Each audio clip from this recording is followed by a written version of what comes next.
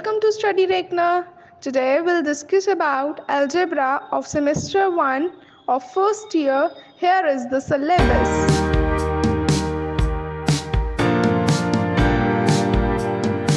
अब हम बात करने वाले हैं फ्लोर फंक्शन की।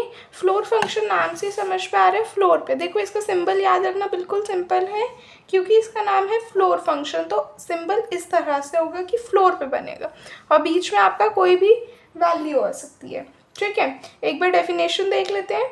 For any real number x, floor of x written as this is the greatest integer less than और equal to x, that is unique integer floor function x satisfying that floor function x lies between x minus 1 and x।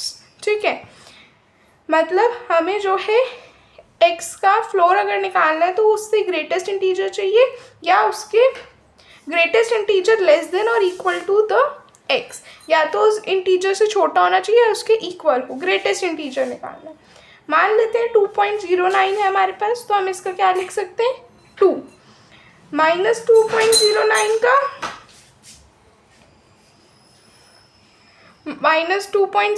हम क्या लिख सकते हैं -3 क्योंकि हमें greatest less integer चाहिए, greatest integer less than और इक्वल टू चाहिए। ऐसे अगर हम कोई एक पॉजिटिव नंबर ले लें से 15, तो वो 15 ही रहेगा।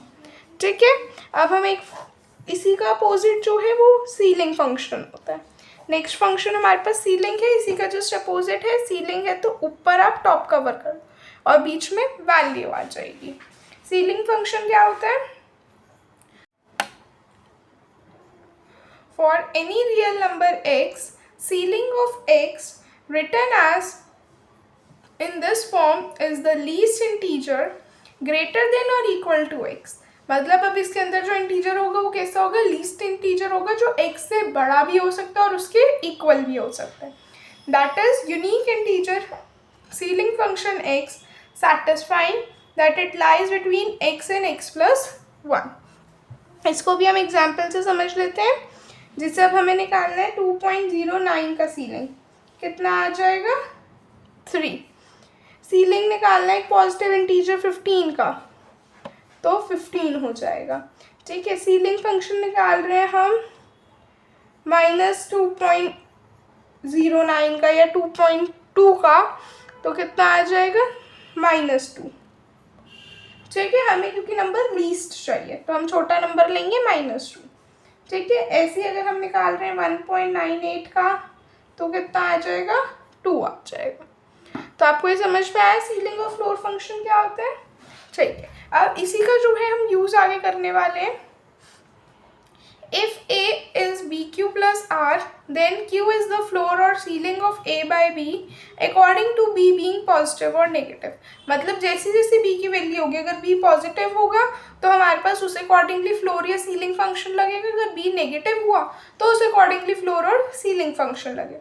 देख लेते हैं एक बार, ये देखेंगे। अगर अब हमारे पास equation a is equals to B Q plus r है, बी क्यू प्लस आर, और अगेन आर पे वही कंडीशन है कि वो 0 से b के बीच में लाई कर रहा है। तो अब हम अपना जो है q किस तरह से डिफाइन करते हैं? देखो, q को हम आइदर सीलिंग बोलेंगे या फ्लोर बोलेंगे। ठीक है, अब कौन सा कब बोलेंगे? ये क्या होता है हमारा फ्लोर फंक्शन। फ्लोर फंक्शन कब होगा? जब b की वैल्यू पॉजिटिव होगी। जब b नेगेटिव हो जाएगा तो ये सीलिंग फंक्शन बन जाएगा। ये लिखा हुआ है यहाँ पे, आप देख सकते हैं कि q फ्लोर फंक्शन कब है? जब b पॉजिटिव है, और सीलिंग कब है? जब b नेगेटिव है।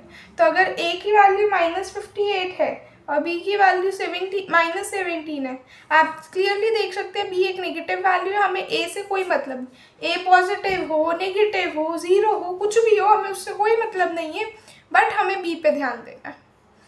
ठीक है, तो अगर आप b पे ध्यान देंगे तो b क्या है आपके पास? नेगेटिव है। नेगेटिव है, इसका मतलब फ्लोर फंक्शन सीलिंग फंक्शन बनेगा वो, तो हमने बस सीलिंग फंक्शन बना दिया और 3.41 का सीलिंग क्या हो जाएगा? 4 हो जाएगा।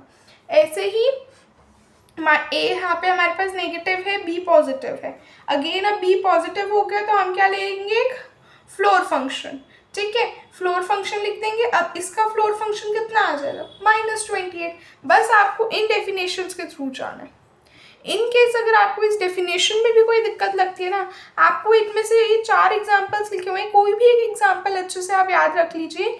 कभी भी आपको आए पेपर में सीलिंग या फ्लोर फंक्शन के लिए, तो आप इसको एक बार ज़रूर लिख लीजिएगा अपने रफ में, ताकि आप इसी से उस चीज़ को कोरिलेट कर सकें। ठीक है, फिर आपकी गलती भी नहीं होगी। आइए आगे चलते हैं। अब हम बात करेंगे डिविजिबिलिटी एंड यूक्लिडियन एल्गोरिथम की।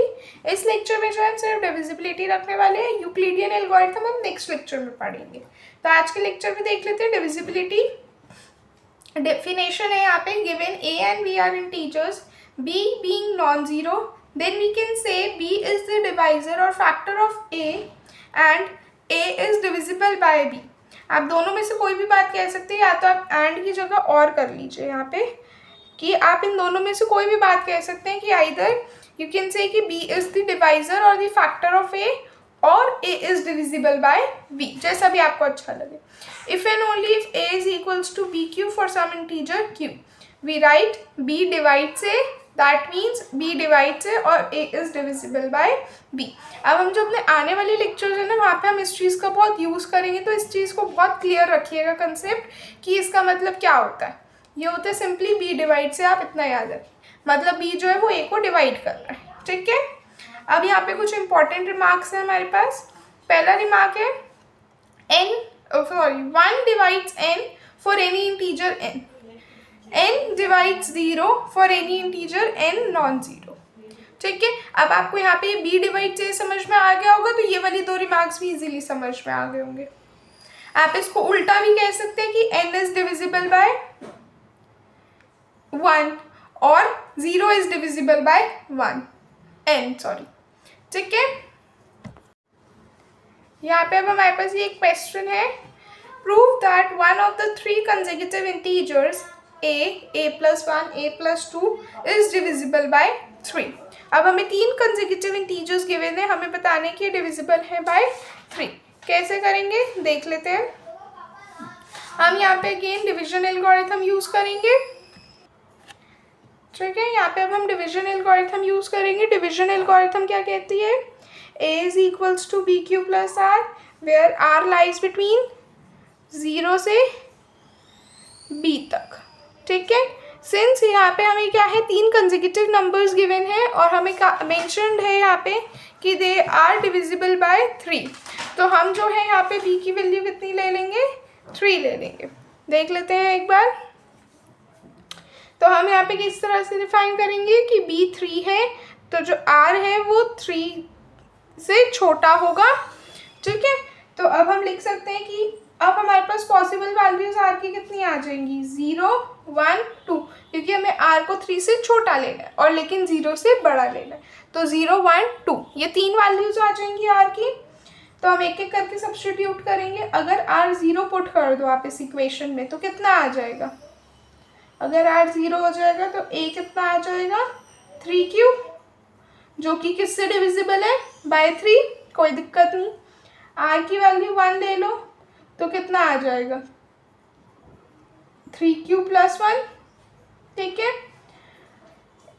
दोनों तरफ +1 कर दोगे कितना आ जाएगा, a plus 1 equals to 3q plus, sorry हम 2 प्लस कर रहे हैं ना, 3q प्लस 3 हो जाएगा। दैट मीन्स अब ये वाला पार्ट भी डिविजिबल हो गया, ये भी हो गया। मान लेते हैं r की वैल्यू 2, तो a कितना आ जाएगा, 3q प्लस 2। ठीक, सो a प्लस 1 कितना आ जाएगा, 3q प्लस 3। ये भी किससे डिविजिबल हो गया, r से। ठीक है, सॉरी 3 से। सो हेंस ये तीनों जब 3 से डिविजिबल हो गए तो हमने प्रूफ कर दिया। हमें यही प्रूफ करना था कि 3 कंसेक्यूटिव नंबर्स जो है डिविजिबल बाय 3 है। सो आई होप आपको ये समझ में आया होगा। ये एक सिंपल सा रिमार्क है यहाँ पे हमारे पास कि बाइनरी रिलेशन r और natural numbers defined by a, b belonging in r if and only if a divides b is the partial order।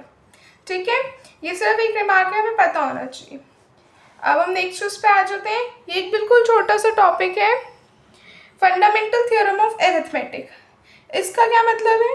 Every integer n greater than equal to 2 in the form of n equals to p1 p2 up to pr for unique set of primes p1 p2 up to pr is equivalently every integer n greater than equal to 2 can be written as n equals to q1 alpha 1 q2 alpha 2 up to qs alpha s to the power alpha s.